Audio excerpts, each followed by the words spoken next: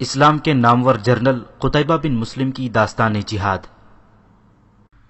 پیش لفظ حضرت عثمان غنی رضی اللہ تعالیٰ عنہ کی شہادت کے بعد بسم اللہ الرحمن الرحیم۔ خراسان کا عقاب۔ اسلام کے نامور جنرل قتیبہ بن مسلم کی داستان جہاد۔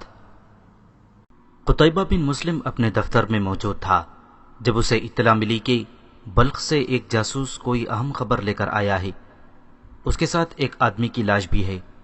یہ سن کر قتیبہ نے اس شخص کو فوراً اندر بلا لیا۔ وہ حدید تھا، اس کے ساتھ طلحہ کی لاش تھی۔ طلحہ راستے میں ہی مر گیا تھا۔ میرا نام حدید ہے، حدید نے اندر داخل ہوتے ہی کہا۔ لگتا ہے تم کوئی اچھی خبر نہیں لائی، قتیبہ نے حدید کا تھکا ہوا چہرہ دیکھ کر کہا۔ اس کے ساتھ ہی اس نے یہ حکم بھی دے دیا کہ حدید کو کھانا کھلانے کا انتظام کیا جائے، کیونکہ وہ اندازہ لگا چکا تھا کہ حدید کئی دن سے بھوکا پیاسا سفر کرتا رہا ہے۔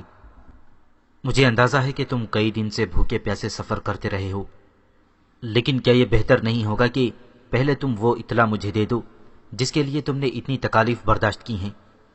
قتیبہ بن مسلم نے حدید سے پوچھا۔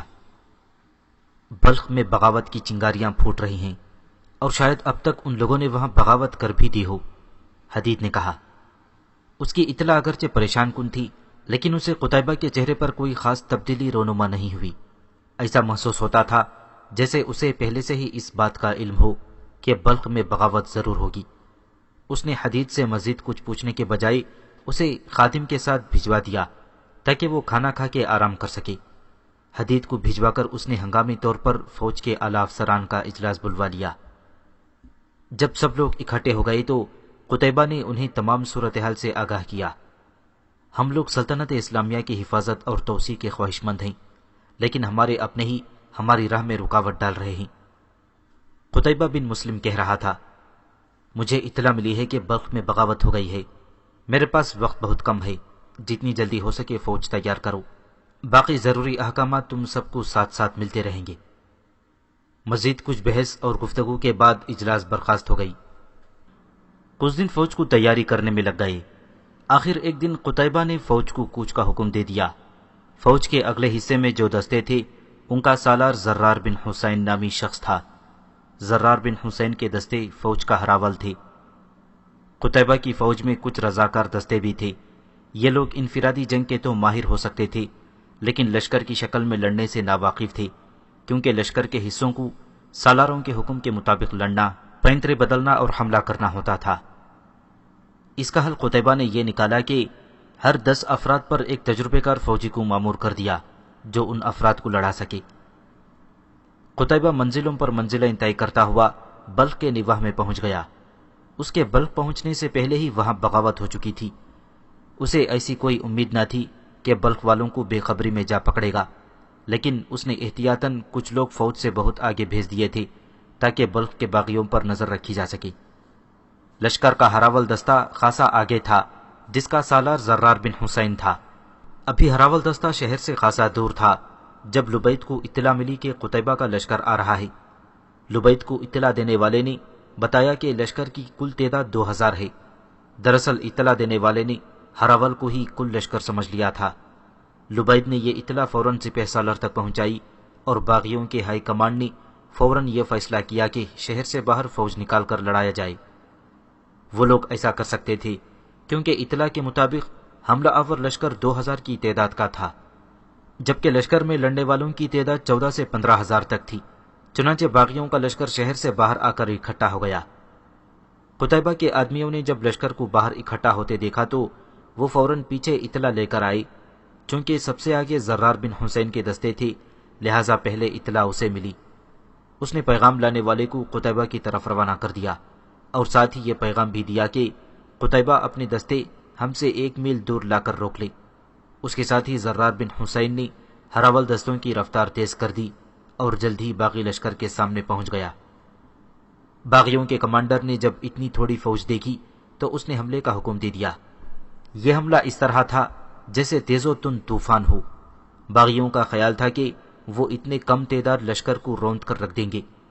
چنانچہ جلد ہی زرار بن حسین کے دستوں کے قدم اکھڑ گئے اور وہ پیچھے ہٹتے آئی۔ پھر اچانک ہی باغی لشکر پر پہلوؤں سے حملہ ہو گیا۔ یہ حملہ بڑا ہی شدید تھا اور باغی لشکر کے قدم اکھڑ گئے اور وہ بڑی بے ترتیبی سے بھاگنے لگے۔ یہ پہلو والا حملہ قتیبہ نے کیا تھا۔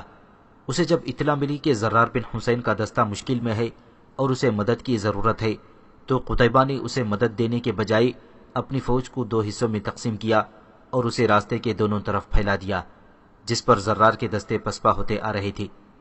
جب زرار بن حسین پسپا ہوتا ہوا اس جگہ سے گزرا جہاں قتیبہ نے گھات لگائی تھی، تو قتیبہ نے باغیوں کے لشکر کے پہلوؤں پر حملہ کر دیا اور باغیوں کے قدم اکھاڑ دیے۔ قتیبہ کی فوج نے باغیوں کو قتل کرنے کے بجائے بھاگتے ہوئے لوگوں کو پکڑنا شروع کر دیا۔ ان قید ہونے والے لوگوں میں کچھ شہری بھی تھے اور ان میں وہ عورتیں اور بچے تھے جو زرار بن حسین کے دستوں کو بھاگتا دے کر اسے فتح سمجھ بیٹھے تھے اور شہر سے باہر نکل آئے تھے۔ ان عورتوں میں خاص اہمیت برمک کی بیوی کی تھی۔ قتیبہ نے باغیوں کو بھاگتا دے کر کچھ دستوں کو قلعے میں داخل ہونے کا حکم دیا، لیکن جب یہ قلعے تک پہنچے تو قلعے کے تمام دروازے بند ہو چکے تھے اور فصیل پر تیر انداز موجود تھے، جن کی تیر اندازی نے ان دستوں کو واپس ہونے پر مجبور کر دیا۔ جب باغی فوج بھاگنا شروع ہوئی تو انہوں نے قلعے کا رخ کیا، لیکن باغیوں کے کمانڈروں کو علم تھا کہ قتیبہ قلعے میں داخل ہونے کی کوشش ضرور کرے گا، اس لیے جتنے فوجی قلعے میں داخل ہو سکے داخل ہونے دیا گیا اور باقیوں کو باہر چھوڑ کر قلعے کے دروازے بند کر دیے گئے۔ دیواروں پر تیر انداز مقرر کر دیے گئے۔ اگرچہ قلعے سے باہر پکڑے جانے والوں کی تعداد کم نہ تھی، لیکن پھر بھی 8 سے 10 ہزار تک فوج دوبارہ قلعے میں جمع ہو چکی تھی۔ قتیبہ نے بڑھ کر قلعے کا محاصرہ کر لیا۔ یہ محاصرہ طول پکڑتا گیا یہاں تک کہ 3 مہینے گزر گئے۔ اس دوران قتیبہ نے شہر والوں کو اتنا تنگ کیا کہ بالآخر انہیں صلح کرنی پڑی۔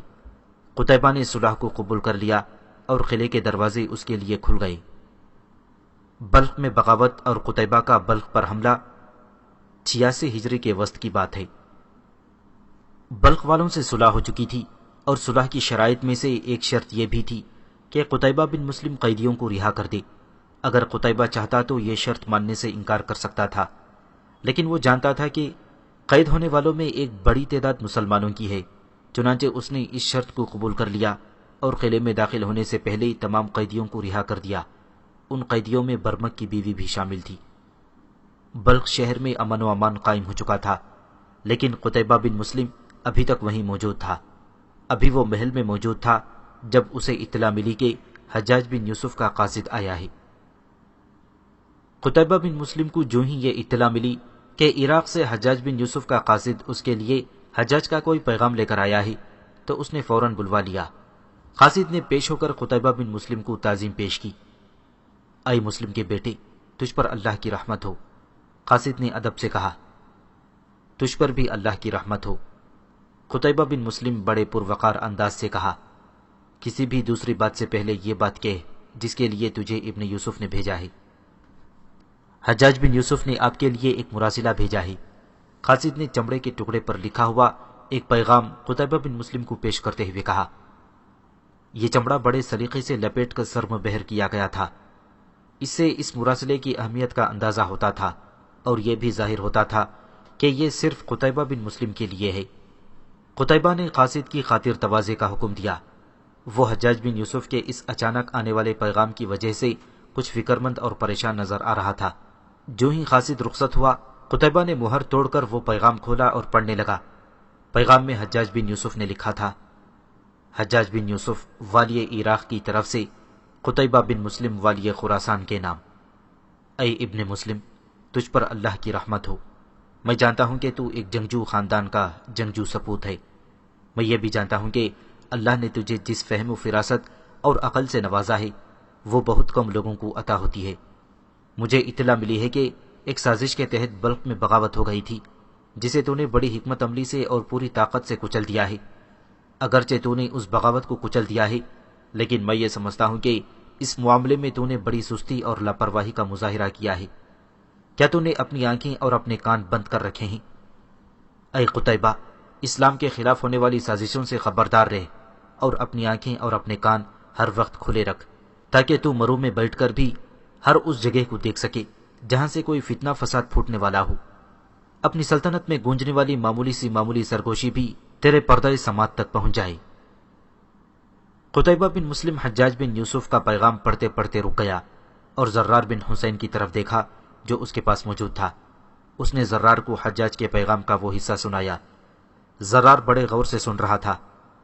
ابن یوسف ہمیں غافل سمجھتا ہے، قتیبہ بن مسلم نے زرار سے کہا۔ اس کا خیال ہے کہ ہم یہاں ہاتھ پر ہاتھ دھرے بیٹھے ہیں، حالانکہ معاملہ اس کے بالکل برعکس ہے۔ میرا خیال کچھ اور ہے، زرار بن حسین نے کہا۔ شاید حجاج کو اس واقعے کی مکمل اطلاع نہیں ملی، ورنہ وہ ایسی بات کبھی نہ کہتا۔ شاید تم ٹھیک کہتے ہو ابن حسین، قتیبہ بن مسلم نے پرخیال انداز میں کہا۔ مجھے اس واقعے کی پوری تفصیل حجاج کو بھجوانی چاہیے تاکہ اسے حالات سے پوری طرح آگاہی ہو سکے۔ اس کے بعد کچھ سوچ بچار کر کے قتیبہ بن مسلم نے حجاج بن یوسف کے نام ایک مراسلہ تیار کروایا، جس میں بلخ میں ہونے والی بغاوت کی پوری تفصیل درج کی اور آخر میں لکھا کہ وہ یعنی قتیبہ بن مسلم اس سازش کی ہر کڑی سے واقف تھا۔ پھر اگلے دن اس نے حجاج بن یوسف کے قاصد کو طلب کر کے یہ پیغام اس کے حوالے کر کے اسے رخصت کر دیا۔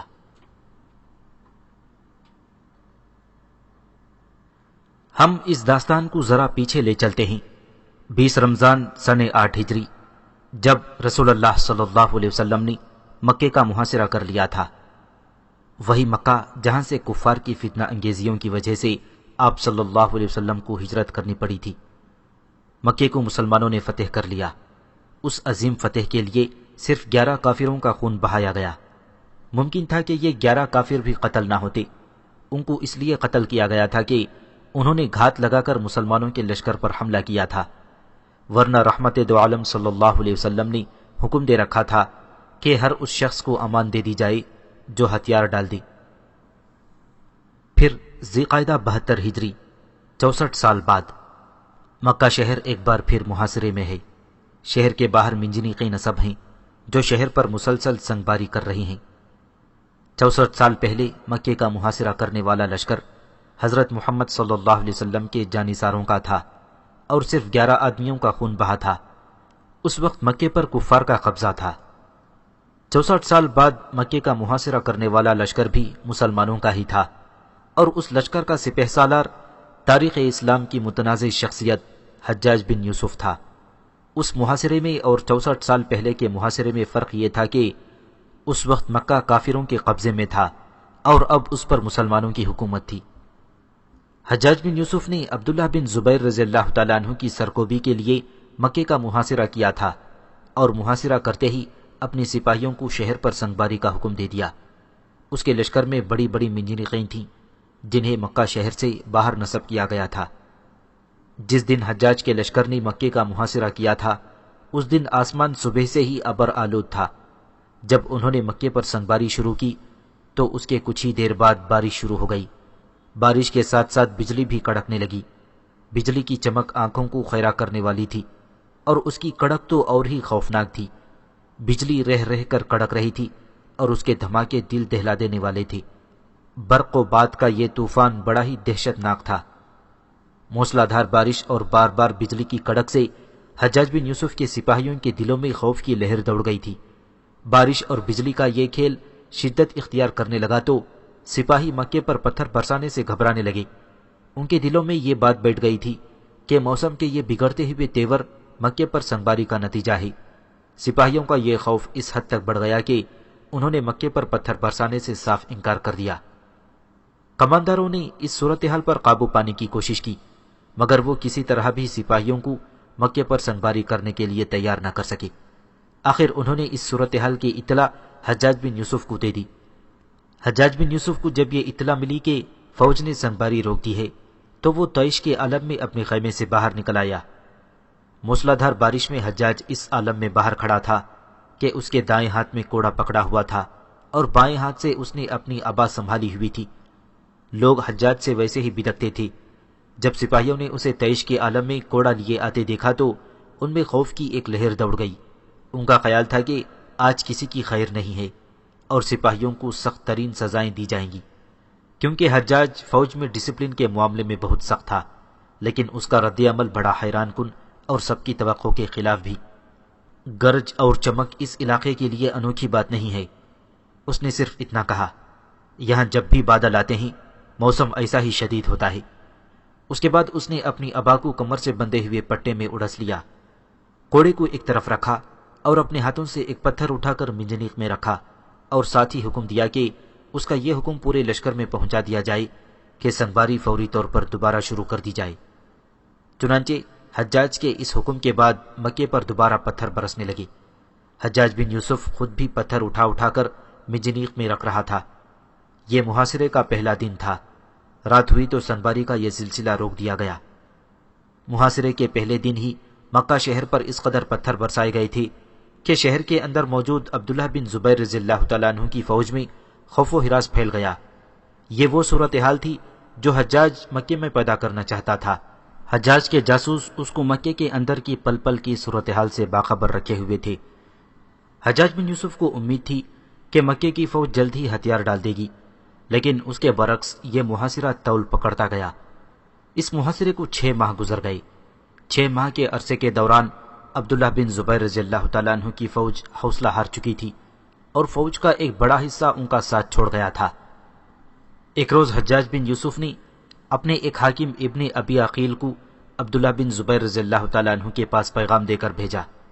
حجاج نے کہا تھا کہ وہ خود کو ابن ابی عقیل کے حوالے کر دیں، لیکن عبداللہ بن زبیر رضی اللہ تعالیٰ عنہ نے صاف انکار کر دیا اور حجاج کے پیغام کو ٹھکرا کر آخری دم تک لڑنے کو ترجیح دی۔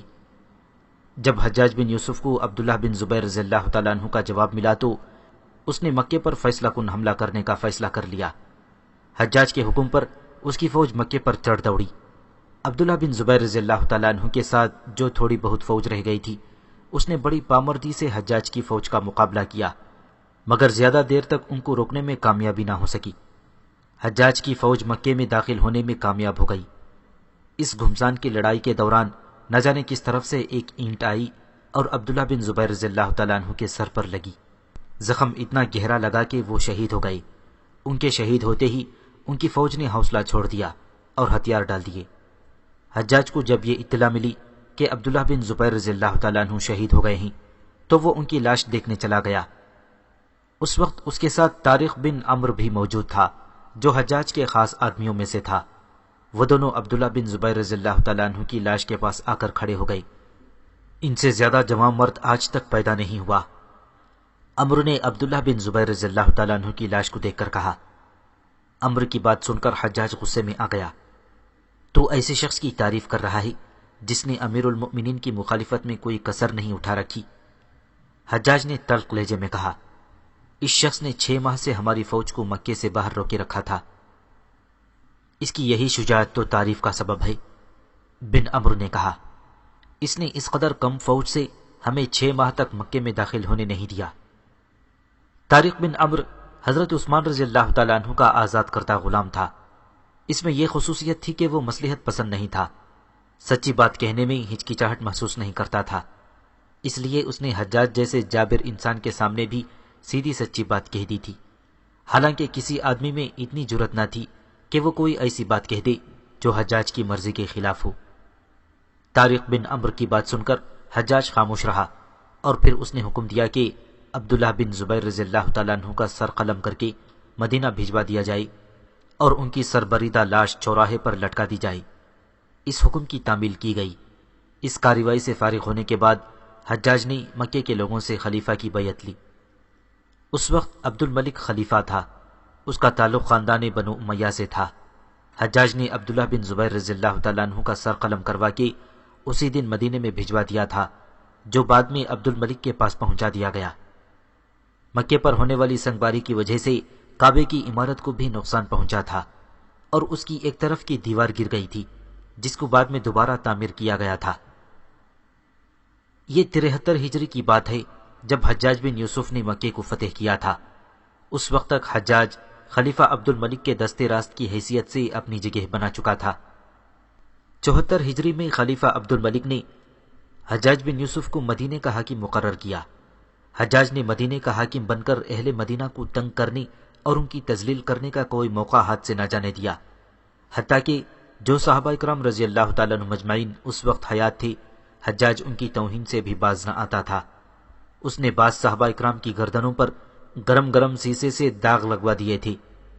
ایک دن حجاج نے سہل بن سعد جو حضرت عثمان رضی اللہ تعالیٰ عنہ کے معاونین میں سے تھے ان کو بلوایا۔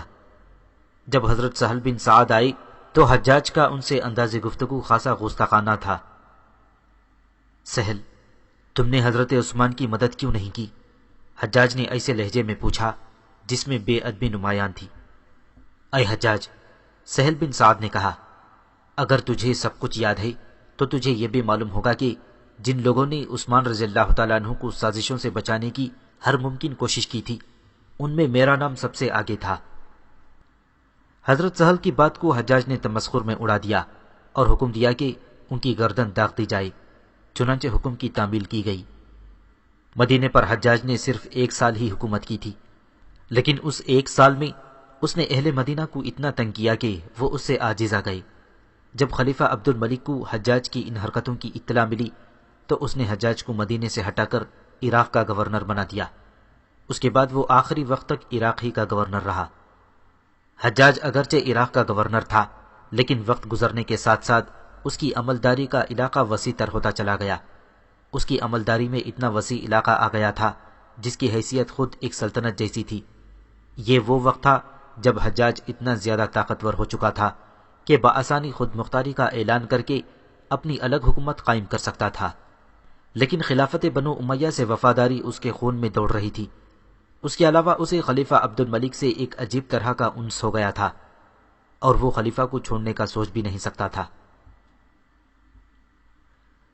ایک دن جب حجاج اپنے محل میں موجود تھا، جب اسے اطلاع ملی کہ دمشق سے ایک قاصد آیا ہے۔ ان دنوں دمشق سلطنت اسلامیہ کا دارالخلافہ تھا۔ حجاج کے دل میں یہ خیال آیا کہ ضرور خلیفہ عبد الملک کی طرف سے کوئی خاص پیغام آیا ہوگا۔ اس نے قاصد کو بلا لیا اور اس سے پیغام لے کر پڑھنے لگا۔ یہ پیغام چند سطروں پر مشتمل تھا۔ اس میں لکھا تھا، امیر المؤمنین عبد الملک بن مروان کا انتقال ہو گیا ہے، ولید بن عبد الملک نئے خلیفہ ہوں گے۔ یہ خبر پڑھ کر حجاج بن یوسف کو بہت صدمہ ہوا۔ حجاج کو عبد الملک سے بڑی انسیت تھی۔ اس کو اس وجہ سے بھی زیادہ صدمہ ہوا کہ اس پیغام سے 1 مہینہ پہلے عبد الملک کو دفنایا جا چکا تھا۔ عبد الملک کی وفات سے کچھ عرصہ قبل حجاج اس سے ملنے دمشق گیا تھا۔ شاید اسے اس ملاقات کے لیے عبد الملک نہیں بلایا تھا۔ حجاج کی دمشق سے واپسی کے دوران ایک ایسا واقعہ رونما ہوا جس نے تاریخ اسلام میں ایک ولولہ انگیز داستان کو جنم لیا۔ دمشق سے واپسی کا سفر کرتے ہوئے راستے میں حجاج نے ایک شہر میں قیام کیا۔ اس کے ساتھ کچھ اور لوگ بھی تھے۔ وہاں کے نمایاں حیثیت کے لوگ بھی حجاج سے ملنے آئے تھے۔ ادھر ادھر کی باتوں کے دوران ایک بہت بڑے عالم کا ذکر چھڑ گیا۔ حجاج نے اس سے دلچسپی ظاہر کی۔ اسے بتایا گیا کہ وہ عالم مذہباً عیسائی ہے اور آسمانی کتابوں کا گہرا مطالعہ کرتا ہے۔ حجاج علماء کا بہت احترام کرتا تھا اور ان سے میل جول رکھتا تھا۔ حجاج نے اس عالم کے بارے میں مزید معلوم کرنے کی خواہش ظاہر کی۔ اور والی عراق، بتانے والے نے کہا، وہ اپنے علم میں اس قدر دسترس رکھتا ہے کہ آنے والے حالات و واقعات کے بارے میں پیشن گوئی کر سکتا ہے۔ اس کے لیے وہ آسمانی کتابوں سے مدد لیتا ہے۔ یہ باتیں سن کر حجاج کے جذبہ تجسس میں اور اضافہ ہوا اور اس عالم سے ملنے کے لیے حجاج کی دلچسپی بڑھ گئی۔ اس نے اس شہر کے عمائدین سے کہا کہ اس عیسائی عالم سے اس کی ملاقات کا بندوبست کیا جائے۔ چنانچہ انہوں نے فوری طور پر عالم کو بلا کر حجاج کی خدمت میں پیش کر دیا۔ حجاج نے اس کی بہت عزت کی اور پھر اس کے ساتھ اپنی دلچسپی کے امور پر گفتگو کرنے لگا۔ حجاج نے اندازہ لگا لیا کہ یہ عیسائی عالم واقعی علم رکھتا ہے۔ ایک بات بتائیے محترم، حجاج نے کہا، کیا آسمانی کتابوں میں ان حالات کا ذکر بھی ہے جن سے اس وقت ہم گزر رہے ہیں؟ ہاں، عالم نے بلا تردد کہا، ان تمام حالات کا ذکر آسمانی کتابوں میں موجود ہے، حتیٰ کہ ان حالات کا ذکر بھی موجود ہے جو گزر چکے ہیں یا آئندہ آگے چل کر پیش آنے والے ہیں۔ آسمانی کتابوں میں حالات کا ذکر کیسے کیا گیا ہے؟ حجاج نے پوچھا، کیا یہ ذکر صرف نام لے کر کیا گیا ہے یا ہر واقعے یا حالات کی تفصیلات بھی بیان کی گئی ہیں؟ دونوں ہی طریقے موجود ہیں، اس عیسائی راہب نے کہا۔ آسمانی کتابوں میں حالات و واقعات کے بارے میں دونوں صورتیں ملتی ہیں، کہیں صرف حالات کا حوالہ دیا گیا ہے اور کسی جگہ تفصیلات بیان کی گئی ہیں۔ اور بعض مقامات ایسے بھی ہیں جہاں حالات و واقعات کے نام اور تفصیلات دونوں موجود ہیں۔ اچھا یہ بتائیے، حجاج نے پوچھا، کہ ہمارے موجودہ امیر المؤمنین کیسے ہیں اور ان میں کیا خصوصیات ہیں؟ وہ نہایت مدبر بادشاہ ہیں، راہب نے کچھ سوچ کر کہا۔ اس وقت ان کی پوزیشن ایسی ہے کہ جو بھی ان کے مقابلے میں آئے گا وہ شکست کھائے گا۔ کیا یہ بتا سکتے ہیں کہ ان کے بعد کون خلیفہ بنے گا؟ حجاج نے دلچسپی سے پوچھا۔ ولید بن عبد الملک، عیسائی راہب نے کہا۔ اور اس کے بعد کون خلیفہ بنے گا؟ حجاج نے پھر سوال کیا۔ سلیمان بن عبد الملک، راہب نے کہا۔ آپ مجھے جانتے ہیں؟ حجاج نے پوچھا۔ ہاں، مجھے آپ کے بارے میں بتا دیا گیا ہے، راہب نے کہا۔ آپ مجھے جانتے ہیں تو پھر یہ بتائیے کہ میرے بعد کون عراق کا گورنر بنے گا؟ یزید، راہب نے جواب دیا۔ آپ کے بعد یزید نام کا ایک شخص عراق کا گورنر بنے گا۔ کیا آپ مجھے اس کی کوئی نشانی بتا سکتے ہیں؟ حجاج نے پوچھا۔ ہاں، وہ ایک بدعہدی کا مرتکب ہوگا، راہب نے کہا۔ اس کے علاوہ مجھے اس کے بارے میں کچھ معلوم نہیں۔ حجاج بن یوسف اس عالم کے ساتھ کافی دیر تک گفتگو کرتا رہا۔ اس کے بعد اس نے راہب کو بڑی عزت و احترام سے رخصت کر دیا۔ راہب تو چلا گیا تھا، لیکن یزید کا نام اس کے دماغ پر گویا نقش ہو کر رہ گیا تھا۔ وہ اضطراب کی حالت میں کمرے میں ٹہلنے لگا۔ وہ ٹہلتے ہوئے سوچ رہا تھا کہ یہ یزید کون شخص ہو سکتا ہے جو اس کے بعد عراق کا گورنر بنے گا۔ وہ خاصی دیر اسی طرح بے چینی سے ٹہلتا رہا اور یزید کے نام کے مختلف آدمیوں کے بارے میں غور کرتا رہا۔ پھر اچانک ایک نام اس کے ذہن میں آیا اور وہ ٹہلتے ٹہلتے رک گیا۔ اس کے ذہن میں ایک ہی نام گونج رہا تھا، یزید بن محلب۔ یہ یزید بن محلب ہی ہو سکتا تھا جو حجاج کے بعد عراق کا گورنر بننے کی صلاحیت رکھتا تھا۔ اسے 82 ہجری میں حجاج نے خود خراسان کا گورنر بنایا تھا۔ حجاج یزید بن محلب کی بہت عزت کرتا تھا اور وہ اعلیٰ صلاحیتوں سے بھی واقف تھا۔ حجاج کو ایک خیال یہ بھی آیا کہ یزید بن محلب حجاج کے خلاف سازش کر کے اس کی جگہ عراق کا گورنر بن سکتا ہے۔ حجاج کی شخصیت کا ایک پہلو یہ بھی تھا کہ وہ آنے والے خطرات کو پہلے سے ہی ختم کر دینے کا قائل تھا۔ چنانچہ اس نے فیصلہ کر لیا تھا کہ وہ بصرہ، جو کہ حجاج کا دارالحکومت تھا، پہنچ کر یزید بن محلب سے ملے گا۔ چند روز بعد حجاج نے دوبارہ سفر کا حکم دیا اور 7 روز بعد وہ بصرہ پہنچ گیا۔ بصرہ پہنچ کر حجاج نے استعفیٰ لکھا اور قاصد کو بلا کر کہا، یہ لے جاؤ اور امیر المؤمنین کو دے کر اس کا جواب لے آؤ، اور جتنی جلدی ہو سکے دربار خلافت سے جواب لے کر پہنچو۔ یا امیر، قاصد نے مخصوص عربی لہجے میں کہا، یہ سمجھیں کہ میں دربار خلافت اور دربار امارت کے درمیان اڑتا ہوا سفر کروں گا۔ یہ سن کر حجاج مسکرایا اور قاصد کو جانے کا کہا۔ قاصد کے جانے کے بعد وہ قدرے مطمئن تھا۔ حجاج نے عبد الملک کو اپنا استعفیٰ 84 ہجری کے آخر میں بھیجا تھا اور اب وہ بے چینی سے اس کے جواب کا انتظار کر رہا تھا۔ قاصد جلد ہی عبد الملک کا جواب لے کر آ گیا۔ عبد الملک نے حجاج کا استعفیٰ رد کر دیا تھا اور قاصد کے ہاتھ ایک پیغام بھیجا تھا جس میں اس نے لکھا تھا، مجھے تمہارے استعفیٰ سے تمہارے مقصد کا علم ہو گیا ہے۔ تم یہی چاہتے ہو نا کہ میں تمہارے بارے میں اپنی رائے کا اظہار کروں؟ تو سن لو کہ میں تمہیں ایک مفید آدمی سمجھتا ہوں، لہٰذا اپنا استعفیٰ واپس لے لو اور اب مرتے دم تک استعفیٰ نہ دینا، کیونکہ سلطنت اسلامیہ کو تمہارے جیسے آدمیوں کی ضرورت ہے۔ حجاج کے پاس 2 ہی راستے تھے، یا تو خود امارت سے علیحدہ ہو جائے یا پھر یزید بن محلب کو معزول کر دے۔ امارت سے علیحدہ ہونے کی وہ کوشش کر چکا تھا، اب وہ ہر قیمت پر یزید بن محلب کو خراسان کی گورنری سے معزول کرنا چاہتا تھا۔ اس نے خلیفہ کا پیغام پڑھ کر قاصد کو چلے جانے کو کہا۔ قاصد چلا گیا تو حجاج نے عبید بن موہب کو بلا بھیجا۔ عبید بن موہب حجاج کا دست راز تھا۔ جب عبید آ گیا تو حجاج نے عیسائی راہب سے ہونے والی ملاقات کا سارا واقعہ سنایا اور کہا، اس وقت میرے ماتحت 3 عہدیداروں کے نام یزید ہیں، یزید بن قبصہ، یزید بن دینار اور یزید بن محلب، مگر ابن قبصہ اور ابن دینار میں سے کوئی بھی عراق میں نہیں اور نہ ہی ان میں سے کوئی عراق کی امارت کے قابل ہے۔ اگر یزید بن محلب کی بات کی جائے تو وہ اس قابل ہے کہ اسے عراق کا گورنر بنایا جائے۔ مجھے خوف بھی اسی سے محسوس ہو رہا ہے۔ کچھ دیر کمرے میں سکوت رہا پھر حجاج کی آواز ابھری، کیوں عبید، تیرا کیا خیال ہے؟ مجھے اپنے خیال سے آگاہ کر تاکہ میں کوئی صحیح فیصلہ کر سکوں۔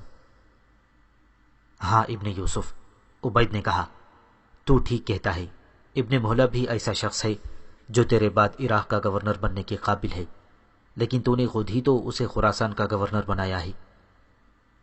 اگر میں نے اسے خراسان کا گورنر بنایا ہے تو اسے معزول بھی تو کر سکتا ہوں، اور اب میں ایسا ہی کروں گا، کیونکہ میں یہ نہیں چاہتا کہ کوئی تجھے ہٹا کر میری جگہ لے لے۔ وہ کچھ دیر عبید کی طرف دیکھتا رہا، پھر بولا، سن لے اے عبید، تیری اور میری گفتگو راز میں ہی رہنی چاہیے۔ مجھے معلوم ہے کہ میں اپنے مفاد کا احترام کس طرح کر رہا ہوں۔ تو بے فکر رہ حجاج، عبید نے کہا، یہ سمجھ کہ میں نے تیری گفتگو سنی ہی نہیں۔ کچھ دن بعد حجاج نے خلیفہ عبد الملک بن مروان کو پیغام بھیجا، جس میں اس نے یزید بن مہلب کو معزول کرنے کی سفارش کی تھی۔ عبد الملک نے کچھ سوچ بچار کے بعد حجاج کو اجازت دے دی کہ وہ یزید بن مہلب کو خراسان کی گورنری سے معزول کر دے۔ خلیفہ نے حجاج کو یہ اجازت بھی دے دی تھی کہ وہ خراسان پر اپنی مرضی کے آدمی کو گورنر مقرر کر سکتا ہے، کیونکہ عبد الملک جانتا تھا کہ حجاج مردم شناسی میں اپنی مثال آپ تھا۔ خلیفہ سے یزید بن مہلب کو معزول کرنے کی اجازت ملتے ہی حجاج نے ایک قاصد خراسان بھیج دیا تاکہ وہ یزید بن مہلب کو معزول کر کے قصر امارت میں پیش کرے۔ اس کے ساتھ ہی اس نے یزید کے بھائی مفضل بن مہلب کو خراسان کا حاکم بنا دیا۔ حجاج کا پیغام یزید کو 85 ہجری میں ملا تھا۔ اسے جو ہی حجاج کا پیغام ملا وہ بصرہ روانہ ہو گیا۔ یزید بن مہلب نے حجاج کے اس فعل کو اپنے ساتھ زیادتی سمجھا، اس لیے بصرہ روانہ ہونے سے پہلے اس نے ایک پیغام سلیمان بن عبد الملک کے نام بھیجا، جس میں اس نے اپنے ساتھ ہونے والی زیادتی کا ذکر کیا تھا۔ سلیمان بن عبد الملک، جو کہ عبد الملک کا بیٹا تھا، یزید بن مہلب کا گہرا دوست تھا۔ یزید بن مہلب جب حجاج کے ساتھ پہنچا تو اس نے اسے قید میں ڈال دیا۔ اسی عرصے میں حجاج کو عبد الملک کی وفات اور ولید بن عبد الملک کی خلافت کی خبر ملی۔ جب حجاج کو یہ خبر ملی تو اس نے یزید کے بھائی مفضل کو بھی خراسان کی گورنری سے معزول کر دیا۔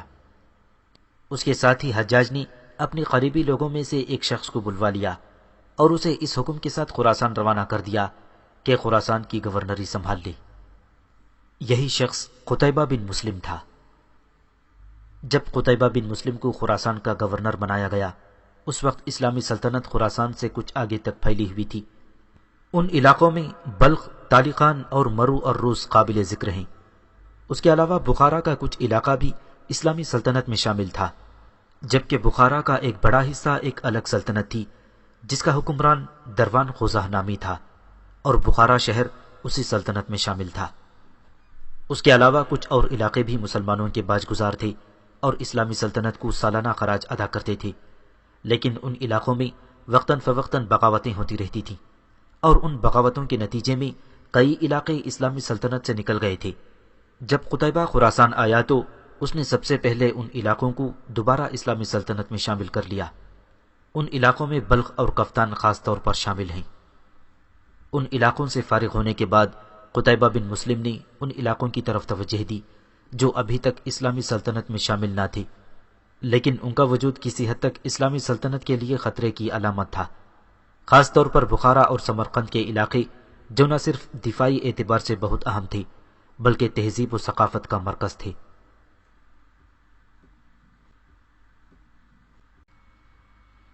دریائے جیجون کے کنارے کنارے ایک نوجوان اپنا گھوڑا سر پر دوڑاتا جا رہا تھا۔ اس کے چہرے کے تاثرات اور اس کا بار بار مڑ کر پیچھے دیکھنا اس بات کا اظہار کر رہا تھا کہ کوئی اس کے تعاقب میں لگا ہوا ہے۔ اس کا رخ بدخشان سے خوارزم کی طرف تھا۔ دریا کے کنارے کے پہاڑ برف سے ڈھکے ہوئے تھے۔ بحیرہ آرال کی طرف سے چلنے والی یخ بستہ ہوائیں پہاڑوں پر دکھائی دیتے ہوئے برف سے ڈھکے ہوئے درختوں سے ٹکرا کر سائیں سائیں کر رہی تھیں۔ اس کا لباس ٹاٹ کے اندر روئی بھر کر بنایا گیا تھا، جس پر اس نے زرہ پہن رکھی تھی، اور اس پر ایک بوسیدہ سی پوستین تھی جس پر کئی پیوند لگے ہوئے تھے۔ سر پر گرم اونی ٹوپی پر اس نے آہنی خود بھی پہن رکھا تھا، اور پشت پر تیروں سے بھرا ہوا ترکش تھا۔ اس کے پیچھے زین پر ایک شاہین بیٹھا تھا۔ گھوڑا اپنی تیز رفتار کے ساتھ جب کبھی کوئی خطرناک موڑ موڑتا تو شاہین تھوڑی دیر کے لیے اپنے پر پھڑپھڑاتا اور پھر سنبھل جاتا۔ فربار نام کی بستی کے پاس سے وہ اس شاہرہ کی طرف جا رہا تھا جو ایک طرف تو بخارا کی طرف جاتی ہوئی توادس اور کرمینیا سے ہوتی ہوئی سمرقند اور وہاں سے تاشقند کی طرف نکل جاتی تھی، اور دوسری طرف دریائے جیجون کا پل پار کر کے وہ عامل نام کی بستی کے پاس سے گزر کر مرد توس، مشہد اور رے کی طرف چلی جاتی ہے۔ ابھی وہ بستی سے 2 میل دور ہی تھا کہ ایک بار اس نے پھر مڑ کر پیچھے دیکھا۔ 3 سوار ایک موڑ مڑتے ہوئے دکھائی دیے، وہ بھی بڑی تیزی سے اس کا تعاقب کر رہے تھے۔ گھوڑے کو اس نے روک لیا اور ایک بڑی سی چٹان کے پیچھے کھڑا ہو گیا۔ اس نے کمان سنبھالی اور ترکش سے ایک تیر نکال کر اس پر چڑھا لیا۔ اس کے چہرے پر بدلتے رنگ بتا رہے تھے کہ وہ کوئی اہم فیصلہ کر چکا ہے۔ جوں جوں وہ 3 سوار نزدیک آ رہے تھے، اس کے چہرے پر بربریت، تشدد اور جبر و تعدی کے رنگ گہرے ہی گہرے ہوتے جا رہے تھے۔ جو ہی وہ اس کے قریب ہوئے، اس نے تیر چلا دیا جو ان میں سے ایک کی گردن چیرتا ہوا نکل گیا اور وہ گھوڑے سے گر کر پتھریلی زمین پر لوٹنے لگا۔ اس کے دوسرے 2 ساتھی فوراً سنبھل گئے۔ انہوں نے اپنی رفتار کم کر لی اور اپنے سامنے ڈھالوں کی آڑ بناتے ہوئے وہ اس کی طرف بڑھے۔ اس نے بھی فوراً کمان زین سے لٹکا دی۔ بائیں ہاتھ میں ڈھال سنبھالتے ہوئے اس نے اپنا ہاتھ جب پشت کی طرف کیا تو شاہین اس کے ہاتھ پر بیٹھ گیا۔ اس کے ساتھ ہی وہ چٹان کی اوٹ سے باہر نکل آیا اور تلوار کھینچ کر وہ ان کا راستہ روکے کھڑا تھا۔ اس نے جب اپنی تلوار اپنے سامنے فضا میں لہرائی تو یوں محسوس ہوا جیسے سینکڑوں بجلیاں ایک ساتھ کوند گئی ہوں۔ پھر اس کی غضب آلود اور غصے آواز گونجی، میری اس تلوار کی طرف دیکھو، اس میں تم دونوں کو یقیناً اپنی موت نظر آئے گی۔ ان میں سے ایک نے بڑے جرأت مندانہ انداز میں جواب دیا، یہ گیدڑ بھبتی کسی اور کو سنانا، ہم اس سے متاثر ہونے والے نہیں ہیں۔ ہم بزدل ہوتے تو اتنی لمبی مسافت تک تمہارا تعاقب نہ کرتے، اور اگر تم اس قدر شجاع ہوتے جس کا تم اظہار کر رہے ہو تو تم جان بچانے کی خاطر یوں ہمارے آگے بزدل لومڑی کی طرح نہ بھاگتے۔ بس تمہاری سائی ختم ہو چکی ہے، یہی تمہارا انجام ہوگا۔ اس نے اپنے شاہین کی طرف اشارہ کیا، میں اگر چاہوں تو یہ شاہین یہیں کھڑے کھڑے تم دونوں کو ابدی نیند سلا سکتا ہے، مگر نہیں، میں تمہیں لڑنے کا موقع دوں گا۔ شاہین کو دوبارہ پیچھے ہٹاتے ہوئے وہ پہلے سے بھی کہیں زیادہ خونخواری سے بولا، یہ نہ سمجھنا کہ میں تم تینوں سے ڈر کر بھاگا تھا، میں تمہارا دم خم دیکھنا چاہتا تھا، سو وہ دیکھ چکا ہوں۔ اب اس کھلے میدان میں تم دونوں کو میں ایک ساتھ قوت آزمائی کی دعوت دیتا ہوں۔ وہ دونوں اس کے دائیں بائیں رخ کو بڑھے، وہ بھی بڑی گہری نگاہوں سے ان کا جائزہ لے رہا تھا۔ اس کی آنکھوں نے جھپکنا بند کر دیا، اس کی گرفت تلوار اور ڈھال پر مضبوط ہو چکی تھی اور حالات کا مقابلہ کرنے کے لیے پوری طرح تیار دکھائی دیتا تھا۔ وہ اپنا بدن سمیٹ چکا تھا اور گھوڑے کو مہمیز لگانے کے لیے مستعد تھا۔ دریائے جیجون کے کنارے سنگلاخ چٹانوں میں دور ریچھ ایک خونخوار چیتے پر حملہ آور ہونے لگے تھے۔ 2 غرغس ایک شاہین پر جھپٹنا چاہ رہے تھے۔ 2 ہاتھی 2 مختلف سمتوں سے ایک شیر پر پل پڑنا چاہتے تھے، مگر چیتا کبھی ریچھوں سے نہیں گھبرایا۔ شاہین گرگسوں کے مقابلے میں آتے ہوئے خوفزدہ نہیں ہوتا۔ شیر ہاتھی جیسے جسیم جانور کے سامنے اپنی خو نہیں بدل سکتا۔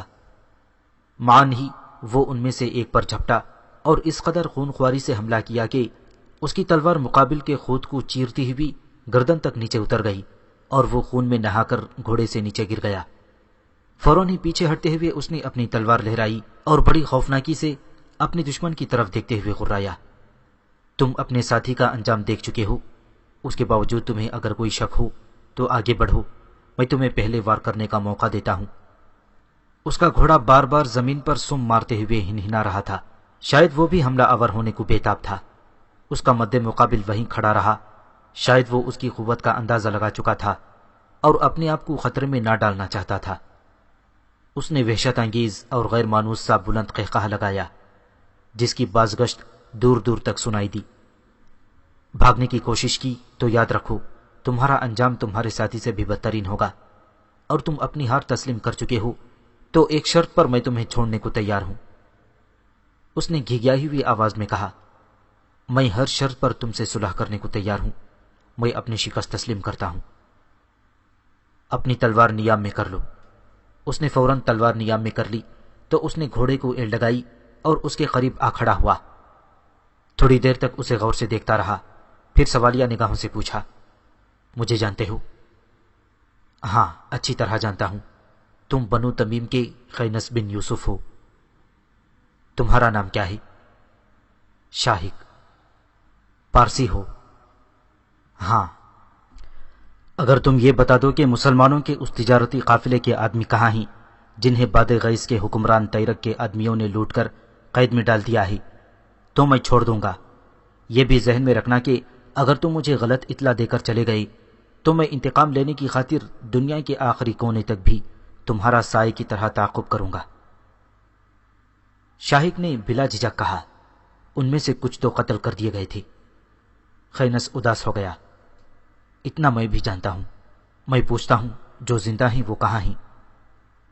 میں نے انہیں دیکھا تو نہیں، پر سنا ہے کہ وہ شومان شہر میں قید ہیں اور وہاں کا حاکم بڑی سختی سے ان کی دیکھ بھال کرتا ہے۔ اس کے علاوہ انہیں یہ بھی پتا چل گیا ہے کہ تمہارے قبیلے کے کچھ جوان بڑی سرگرمی سے ان قیدیوں کی تلاش میں ہیں، لہذا حاکم شومان نے کچھ کرائے کے قاتل مقرر کر دیے ہیں اور انہیں تاکید کر دی گئی ہے کہ بنو تمیم کے ہر اس شخص کو قتل کر دیا جائے جو ان قیدیوں کی تلاش میں نکلا ہے۔ کرائے کے قاتلوں کو بنو تمیم کے جن جوانوں کو قتل کرنے کی فہرست مہیا کی گئی ہے ان میں تمہارا نام سر فہرست ہے۔ اس کے بعد تمہارے بڑے بھائی حرب بن یوسف کا نام آتا ہے۔ انہیں سب سے زیادہ خوف اور خطرہ تم سے ہے، اور وہ سب لوگ تمہیں بھیڑیا کہہ کر پکارتے ہیں۔ قافلے کو لوٹنے میں زیادہ حصہ کس نے لیا ہے اور یہ سارا کام کس کی شہ پر کیا گیا ہے؟ خینس نے پوچھا۔ ترمس شہر ہے نا؟ تم رکو نہیں، کہو، میں جانتا ہوں، خینس نے جواب دیا۔ وہاں کا ایک امیر کبیر پارسی ہے جس کا نام طفیل ہے۔ یہ سارا کام اس کا اور اس کے بیٹے وصیف کا ہے۔ انہوں نے مسلمانوں کے اس قافلے کی ہر نقل و حرکت کی اطلاع دی ہے، اور قافلے سے جو زر و جواہرات اور دولت ہاتھ آئی تھی اس کا ایک حصہ اس طفیل کو بھی ملا تھا۔ اب بنو تمیم کے لیے جو کرائے کے قاتل مقرر کیے گئے تھے ان کی دیکھ بھال اور نگرانی بھی اسی طفیل ہی کے ہاتھ میں ہے۔ اس کے علاوہ انہوں نے صرف تمہیں قتل کرنے کے لیے کرائے کا ایک قاتل مقرر کیا ہے۔ وہ صفدی ہے اور کبھی بہت بڑا ڈکیت تھا، وہ بھی آج کل تمہارے پیچھے ہے۔ اس طفیل نے اس کے ساتھ وعدہ کر رکھا ہے کہ اگر تم خینس بن یوسف کو قتل کر دو تو 1000 سنہری دینار دوں گا۔ اس کا نام کیا ہے؟ خینس نے پوچھا۔ اس کا نام باغر ہے اور وہ کش نام کی بستی کا رہنے والا ہے۔ کہاں ہے یہ بستی؟ یہ ایک چھوٹا سا شہر ہے۔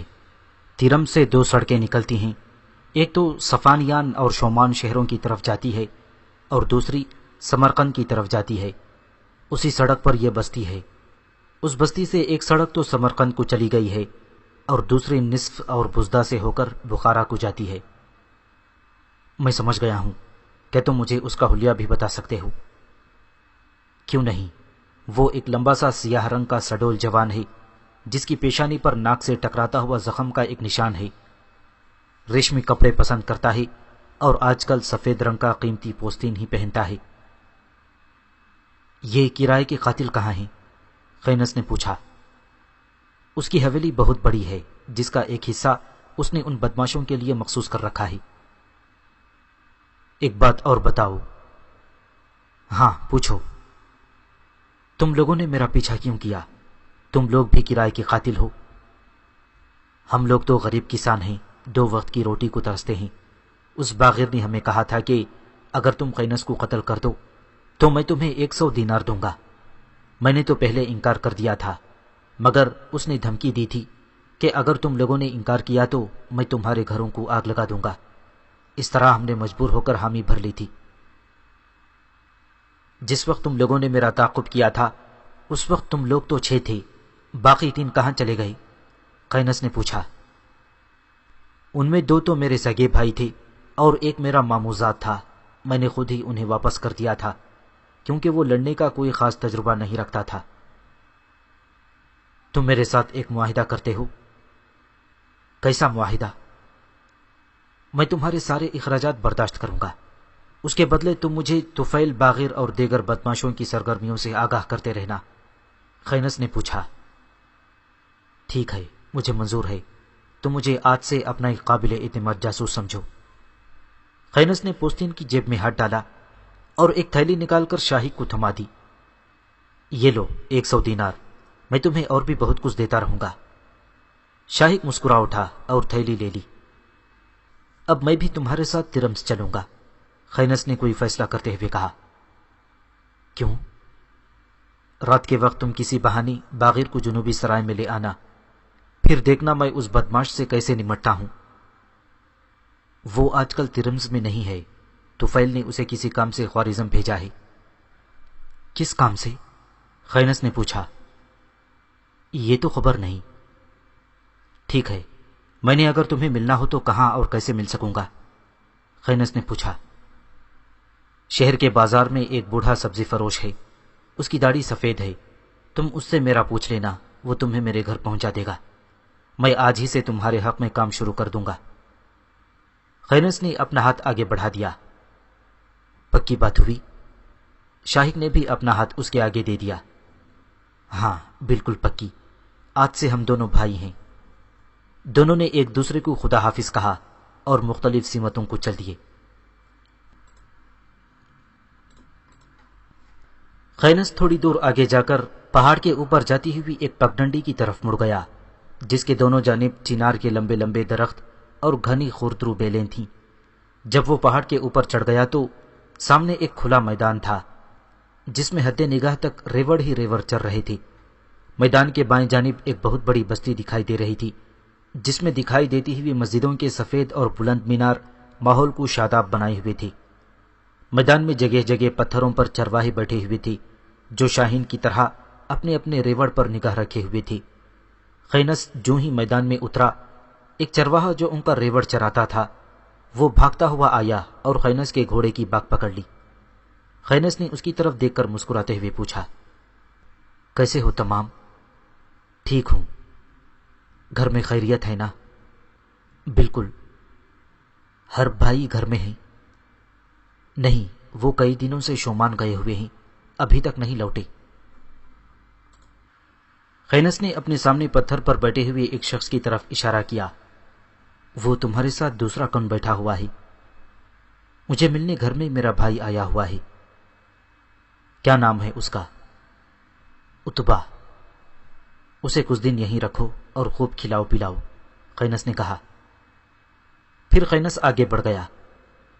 تمام اسے کافی دیر تک وہیں کھڑے ہو کر دیکھتا رہا، پھر اپنے بھائی کے پاس آ کر بیٹھ گیا۔ کون تھا یہ؟ اتبا نے پوچھا۔ جن کا میں ریوڑ چراتا ہوں۔ کیا نام ہے اس کا؟ خینس بن یوسف۔ کہاں سے آیا ہے؟ بہت لمبی داستان ہے ان کی۔ ٹھیک ہے، مجھے بھی بتاؤ، میں سننا پسند کروں گا۔ یہ 3 بھائی ہیں، بڑے کا نام احمد بن یوسف، اس سے چھوٹے کا حرب بن یوسف، اور سب سے چھوٹے کا نام خینس بن یوسف ہے۔ اس بستی میں کئی قبائل کے لوگ ہیں، مثلاً بنی تمیم ہیں، بنی بکر، بنی زیبان، بنو لحم اور بنو سلیم کے عرب بھی رہتے ہیں۔ سب تاجر پیشہ ہیں، بھیڑ بکریاں اور اونٹ پالتے ہیں، اور تجارت کا بڑا ذریعہ اون، کپاس اور چربی ہیں۔ بنو تمیم کا ایک تجارتی قافلہ جس میں اس کا باپ، ماموں اور ماموزاد بھائی بھی شامل تھے، تجارت کی غرض سے شومان شہر کی طرف گیا تھا، تو خبر نہیں کن لوگوں نے قافلے کو لوٹ لیا۔ کچھ لوگ جو لڑائی پر تل گئے تھے قتل ہو گئے اور باقی قید کر لیے گئے۔ اس کا باپ، ماموں اور ماموزاد بھائی تینوں ہی قتل ہو گئے، ان کی لاشیں بھی مل گئی ہیں۔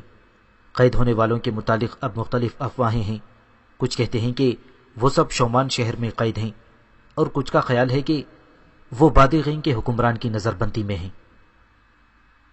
اب بنو تمیم نے اپنے سب سے زیادہ شجاع، نڈر اور لڑاکا جوان ان قیدیوں کو کھوج لگانے پر مقرر کر دیے ہیں، جن میں یہ دونوں بھائی بھی شامل ہیں، اور خینس ان سب جوانوں کا سرکردہ ہے۔ یہ کل 7 جوان ہیں جن سے موت بھی دور بھاگتی ہے۔ بس یہ ہے ان کی داستان۔ اتبا نے افسردگی سے پوچھا، کب یہ افسوسناک حادثہ رونما ہوا؟ کوئی 1 ماہ ہو گیا ہے۔ ایک اور چرواہا بھی ان کی طرف آ رہا تھا، لہذا دونوں خاموش ہو گئے۔ خینس جب بنو تمیم کے اپنے محل میں داخل ہوا تو بالکونیوں میں جھانکتی ہوئی عورتوں اور گلی میں کھڑے مردوں کی خوشکن اور مسحور کر دینے والی آوازیں ان کے کانوں میں ٹکرائیں۔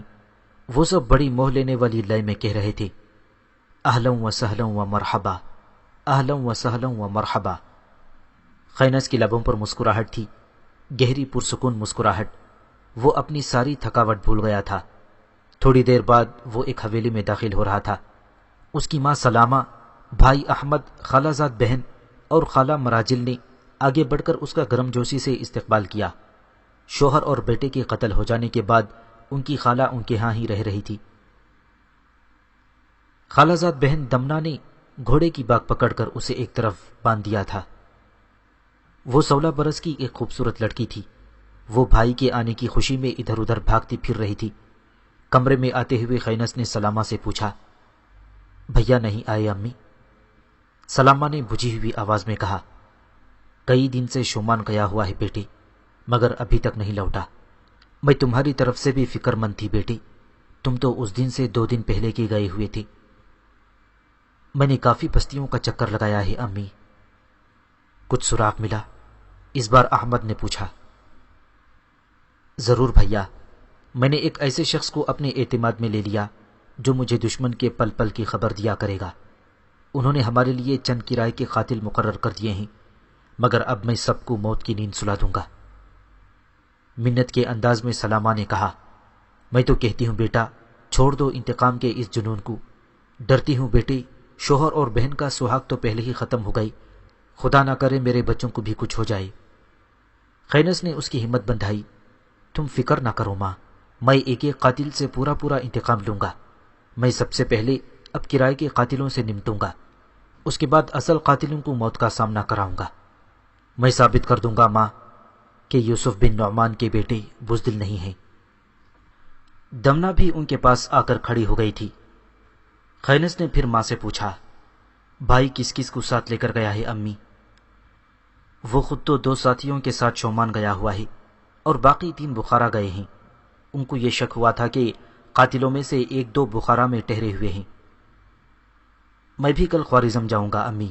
میں پتہ کر آیا ہوں کہ ہمارے قافلے کو لوٹنے میں کس کا زیادہ تر ہاتھ تھا۔ اس نے ہی ہمارے پیچھے کرائے کے قاتل لگائے ہیں۔ ایک خونی قاتل جو کسی زمانے میں ڈکیت تھا، انہوں نے مجھ اکیلے کے پیچھے لگایا ہے۔ وہ بدماش ان دنوں اکیلا کسی کام سے خوارزم گیا ہوا ہے۔ میرا ارادہ ہے اس سے خوارزم جا کر ہی نمٹ لوں گا، اس طرح میرا کام کچھ ہلکا ہو جائے گا۔ اتنے میں ایک جوان اندر آیا اور خینس سے کہا، لوگ تمہیں باہر بلا رہے ہیں خینس، وہ تم سے بہت کچھ پوچھنا چاہتے ہیں۔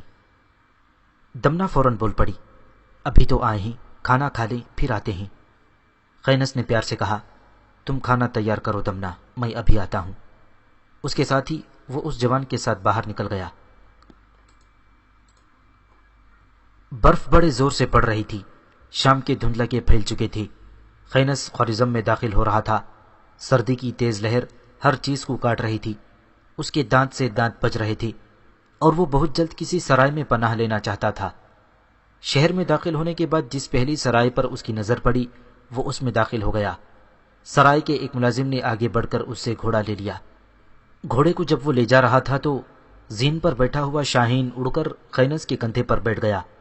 سرائے کا مالک اپنے سامنے پھیلے ہوئے کاغذات دیکھ رہا تھا۔ خینس اس کے سامنے جا کھڑا ہوا۔ سرائے کے مالک نے ایک بار سر سے پاؤں تک اس کا جائزہ لیا، پھر اس کی نگاہیں شاہین پر جم گئیں۔ خینس نے مسکرا کر پوچھا، کیا دیکھ رہے ہو؟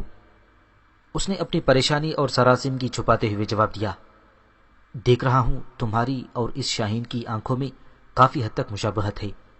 یہ میری طرف اس طرح دیکھ رہا ہے جیسے ابھی مجھ پر جھپٹ پڑے گا۔ کیا یہ تمہارا سدھایا ہوا ہے؟ خینس اور زیادہ مسکرا دیا، جی ہاں، میں جس کی طرف اشارہ کروں یہ اس پر جھپٹ پڑتا ہے۔ تمہیں کمرہ چاہیے؟ جی۔ اس نے اسے ایک چابی تھما دی، نیچے کی منزل میں 9واں کمرہ۔ خینس چابی لے کر چند قدم پیچھے ہٹا، پھر واپس لوٹتے ہوئے بولا، سنو، تمہارا نام کیا ہے؟ اکتائی۔ چینی ہو؟ ہاں۔ تمہاری سرائے میں کوئی ایسا آدمی تو نہیں ٹھہرا ہوا جس کا نام باغر ہو؟ اس نے نفی میں سر ہلا کر کہا، نہیں۔ اچھا سنو، میرا گھوڑا لگاتار کئی گھڑیاں برف باری میں سفر کرتا رہا ہے، اسے کسی اچھی جگہ بندھوانا اور اس کے لیے دانہ چارے کا بھی اچھا انتظام کرنا۔ میں تھوڑی دیر تک خود آ کر اسے دیکھوں گا، زین اتروا دینا، اور ہاں میرے کمرے کے آتش دان میں آگ بھی جلنی چاہیے۔ اکتائی قدرے سر جھکا کر بولا، سب کچھ تمہاری مرضی کے مطابق ہوگا۔ خینس اس پر گہری نگاہ ڈالتا ہوا اپنے کمرے کی طرف چلا گیا۔ دوسرے روز بھی برف باری ہوتی رہی، مگر اس کے باوجود اس نے شہر کی ایک ایک سرائے چھان ماری، مگر باغر کا اسے کہیں سراغ نہ ملا۔ تیسرے روز وہ پھر اس کی تلاش میں نکلا، سارے بازار دیکھی، ایک ایک دکان میں گیا، مگر کوئی کامیابی نہ ہوئی۔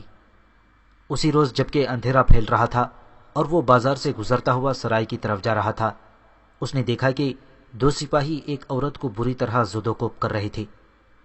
عورت زمین پر گر گئی تھی اور وہ سپاہی اسے پاؤں کی ٹھوکریں مار مار کر کچھ پوچھ رہے تھے۔ عورت جو 30 کے سن کی ہوگی بڑی کربناکی سے کراہ رہی تھی۔ خینس ایک بند دکان کی اوٹ میں کھڑا ہو گیا اور بائیں ہاتھ کی انگلی شاہین کے سر پر ماری۔ اس نے پر پھڑ پھڑائی اور سامنے دیکھنے لگا۔ جو ہی خینس نے انگلی کا اشارہ ان سپاہیوں کی طرف کیا، شاہین فضا میں اڑ گیا۔ وہ اس قدر تیز رفتار اور پھرتی سے حملہ آور ہوا کہ آن کی آن میں اس نے دونوں سپاہیوں کی آنکھیں نکال دیں اور دوبارہ خینس کے کندھے پر آ کر بیٹھ گیا۔ خینس نے اسے اٹھا کر اپنے پیچھے زین پر بٹھا دیا۔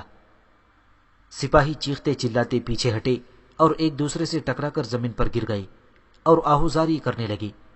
خینس نے بھاگ کر اس عورت کو اٹھایا، اسے اپنے آگے زین پر بٹھایا اور گھوڑا سر پر دوڑا دیا۔ شہر سے باہر نکل کر اس نے عورت کی طرف دیکھا تو وہ بڑی مشکل سے سانس لے رہی تھی۔ خینس نے بڑی ہمدردی سے پوچھا، خاتون کہاں جاؤ گی اور تمہارا نام کیا ہے؟ وہ خینس کا اس طرح جائزہ لینے لگی جیسے وہ کچھ اندازہ لگانے کی کوشش کر رہی ہو۔ پھر اس نے بڑی مشکل سے پوچھا، تم کون ہو؟ میں تو اس شہر میں اجنبی ہوں، میرا نام ظلوم ہے۔ وہ سپاہی تمہیں کیوں مار رہے تھے؟ تم بھلے آدمی دکھائی دیتے ہو، میرا ایک کام کرو گے؟ ہاں ضرور کروں گا، تم کہو تو۔ سنو، خوارزم شاہ کو اس کے چھوٹے بھائی خرزاد نے تخت سے علیحدہ کر کے خود قبضہ جما لیا ہے۔ وہ ایک جابر اور سنگ دل وحشی ہے، یہاں کسی کی عزت اب محفوظ نہیں۔ پہلے بادشاہ کے سارے جرنیلوں کو اس نے قتل کرا دیا ہے۔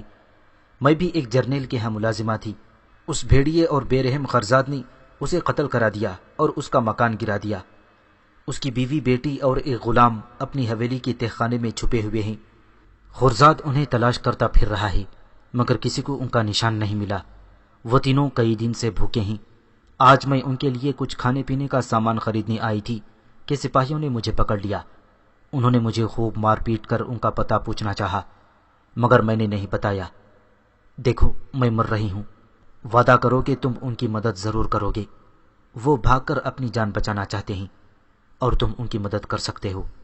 تم ایک بہادر اور شجاع جوان ہو، شاید خدا نے تمہیں اسی لیے بھیجا ہے کہ تم انہیں یہاں سے نکال کر کسی اور محفوظ جگہ پہنچا دو۔ تمہارا گھر کہاں ہے؟ خینس نے پوچھا۔ میں رومی ہوں، بچپن سے ان کے ہاں ملازمہ تھی۔ اور وہ کیا ہیں؟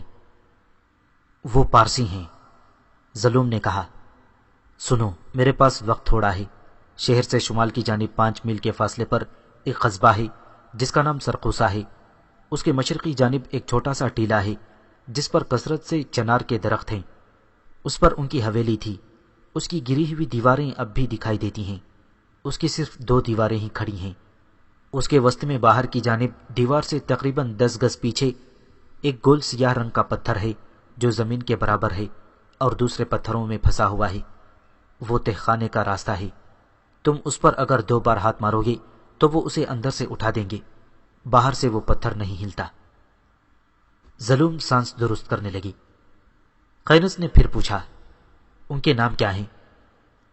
جرنیل کی بیوی کا نام قراتیس، لڑکی کا نام ماروا اور غلام کا نام توانا ہے۔ وہ پتھر برف میں دب نہ گیا ہو؟ اس نے پوچھا۔ نہیں، وہاں گھنے درختوں کا سایہ ہے۔ وہ کئی دنوں سے بھوکے ہیں اور اگر ان کی مدد نہ کی گئی تو وہ وہیں سسک سسک کر مر جائیں گے۔ کیا وہاں سپاہیوں کا پہرا تو نہیں ہوتا؟ خینس نے پوچھا۔ ظلوم نے جب کوئی جواب نہ دیا تو خینس نے اسے جھنجھوڑا، مگر اس کا سر ایک طرف ڈھلک گیا۔ اس نے نبض دیکھی تو وہ مر چکی تھی۔ خینس نے وہیں برف میں گڑھا کھود کر اسے دفن کر دیا۔ دوبارہ وہ بازار میں آیا، ایک نامبائی کی دکان سے کھانا خریدا اور ذرا آگے جا کر کافی مقدار میں خشک پھل خرید لیے۔ ساری چیزیں اس نے خرجین میں ڈال لیں۔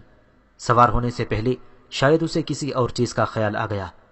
دوبارہ وہ نامبائی کی دکان میں آ گیا اور گھوڑے کی زین سے بندھا ہوا مشکیزہ بھی پانی سے بھر لیا۔ شمال کی سمت وہ شہر سے باہر نکلا اور اندھیرے میں گھوڑا سر پر دوڑانے لگا۔ آنن فانن اس نے 5 میل کا فاصلہ طے کر لیا۔ اب سامنے بائیں ہاتھ ایک قصبہ آ گیا تھا، وہ اس میں داخل ہو گیا۔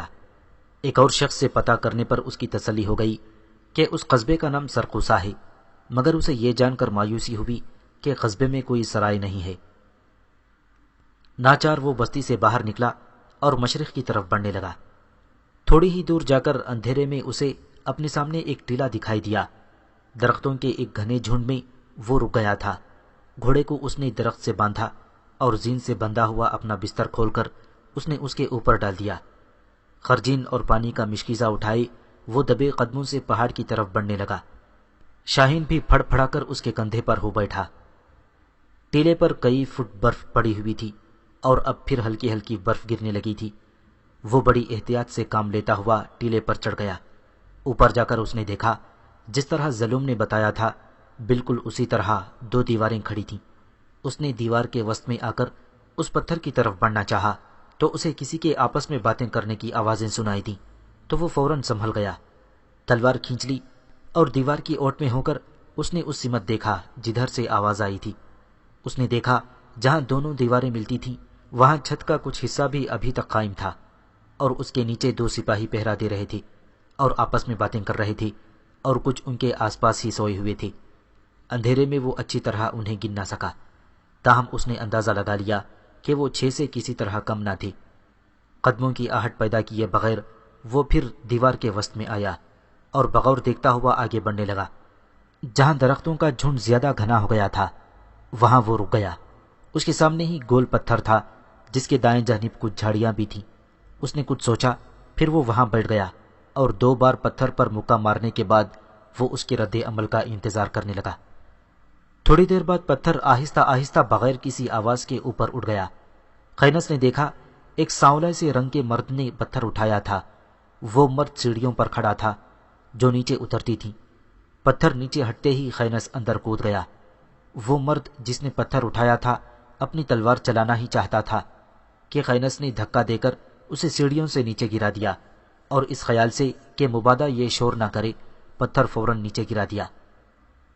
جو ہی وہ مرد نیچے گرا 2 عورتیں ایک طرف سے بھاگتی ہوئی آئیں۔ دونوں کے ہاتھ میں تلواریں تھیں۔ وہ خینس اور اس کے کندھے پر بیٹھے ہوئے شاہین کو دیکھ کر خوفزدہ ہو گئیں۔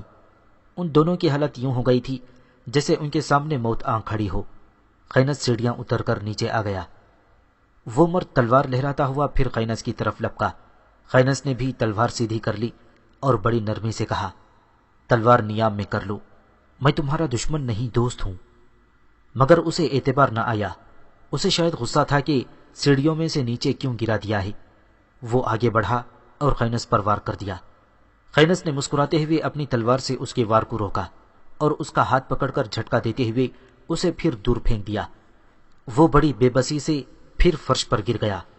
خینس نے پھر نرمی سے کہا، بے وقوف نہ بنو، پہلے میری بات سنو۔ اس کے ساتھ ہی اس نے ان عورتوں کی طرف دیکھا۔ ان میں سے ایک ادھیڑ عمر تھی اور دوسری 17-18 سال کی نازک سی ایک حسین ترین لڑکی تھی۔ وہ سیب کی طرح سرخ تھی اور ہیرے کی طرح دمک رہی تھی۔ جسمانی تناسب اور خوبصورتی کی لحاظ سے اسے حسینہ عالم کہا جا سکتا تھا۔ وہ مرد تلوار ہلاتا ہوا جب دوبارہ خینس کی طرف بڑھا تو لڑکی کی کڑکتی ہوئی غسیلی آواز تہ خانے میں ابھری، ہوش میں آؤ توانا، پہلے سنو تو وہ کیا کہتا ہے۔ توانا وہیں کھڑا رہا اور ندامت سے سر جھکا لیا۔ خینس نے لڑکی کی طرف دیکھتے ہوئے کہا، جس طرح مجھے بتایا گیا ہے اس کے مطابق اگر میں غلطی پر نہیں ہوں تو تمہارا نام ماروا ہے، دوسری خاتون تمہاری ماں ہے جس کا نام قراتیس ہے، اور توانا تمہارا غلام ہے۔ لڑکی نے تائید کر دی، تم ٹھیک کہتے ہو، پر تم کس غرض سے یہاں آئے ہو؟ تمہاری ملازمہ ظلم آج بازار گئی تھی نا؟ ہاں گئی تھی۔ میں جب بازار سے گزر رہا تھا تو سپاہیوں نے اسے زمین پر گرا رکھا تھا اور مار مار کر تمہارا پتہ پوچھ رہے تھے۔ مگر وہ نہیں بتا رہی تھی۔ میں نے ان دونوں سپاہیوں کو ختم کر دیا اور ظلم کو اٹھا کر شہر سے باہر لے گیا۔ اس نے مجھے تمہارے متعلق سب کچھ بتلا دیا اور اس نے دعا کی کہ میں تمہاری مدد کروں۔ ماروا نے بڑی بےتابی سے پوچھا، ظلم اب کہاں ہے؟ اسے سپاہیوں نے اس قدر مارا تھا کہ مجھ سے تھوڑی دیر باتیں کرنے کے بعد وہ مر گئی تھی اور میں نے وہیں اسے برف میں دبا دیا تھا۔ ماروا نے اس بار بڑی نرمی سے خینس کو مخاطب کرتے ہوئے ایک بستر کی طرف اشارہ کرتے ہوئے کہا، وہاں کیوں کھڑے ہو؟ ادھر آ کر بستر پر بیٹھ جاؤ۔ میں محسوس کر رہی ہوں کہ شاید مشیت ایزدی ہمارے ساتھ ہے۔ اس اندھیرے تہ خانے میں جہاں ہمارا کوئی پرسان حال نہ تھا، تم ہمارے لیے رحمت بن کر نازل ہوئے ہو۔ خینس نے تہ خانے کا جائزہ لیا۔ 2 بستر ایک ساتھ لگے ہوئے تھے اور ایک بستر ذرا دور ہٹ کر لگا ہوا تھا۔ خینس ان 2 بستروں میں سے ایک پر بیٹھ گیا۔ قراتیس اور ماروا بھی اس کے سامنے دوسرے بستر پر بیٹھ گئیں۔ توانا ان کے قریب ہی آ کر کھڑا ہو گیا۔ اس بار قراتیس نے پوچھا، تمہارا نام کیا ہے؟ خینس۔ شہر میں کس جگہ رہتے ہو؟ میں اجنبی ہوں اور دریائے جیجون کو عبور کر کے بخارا کی طرف جانے والی سڑک کے کنارے فربار نام کی بستی کا رہنے والا ہوں۔ خوارزم کیسے آئے ہو؟ میں تو یہاں اپنے ایک دشمن کی تلاش میں آیا تھا اور ایک سرائے میں ٹھہرا ہوا ہوں۔ وہ تو نہیں ملا، اس دوران ظلم کا حادثہ پیش آ گیا۔ قراتیس خاموش ہو گئی تو خینس نے پوچھا، تم لوگ یہاں سے نکل کر کہاں جانا پسند کرو گے؟ اس بار ماروا نے جواب دیا، میرا خالو دریائے جیجون کے کنارے جہاں دریائے نیل دریائے جیجون میں گرتا ہے ایک چھوٹے سے شہر ترمز میں رہتا ہے۔ تم اگر ہمیں وہاں پہنچا دو تو ہم پوری زندگی تمہارا احسان نہ اتار سکیں گے۔ خینس نے بڑے اعتماد سے کہا، میں نے وہ شہر دیکھا ہوا ہے، میں ضرور تم لوگوں کو وہاں پہنچا دوں گا۔ بچ نکلنے کی امید ہوتے ہی ماروا کی آنکھیں چمک اٹھیں۔ کیا یہاں سے نکلنا ممکن ہے؟ کیوں ممکن نہیں؟ قراتیس پھر بولی، تمہیں پتا ہے باہر سپاہی پہرا بھی دیتے ہیں۔ ہاں، میں انہیں دیکھ چکا ہوں، وہ تعداد میں 6 یا 7 ہوں گے۔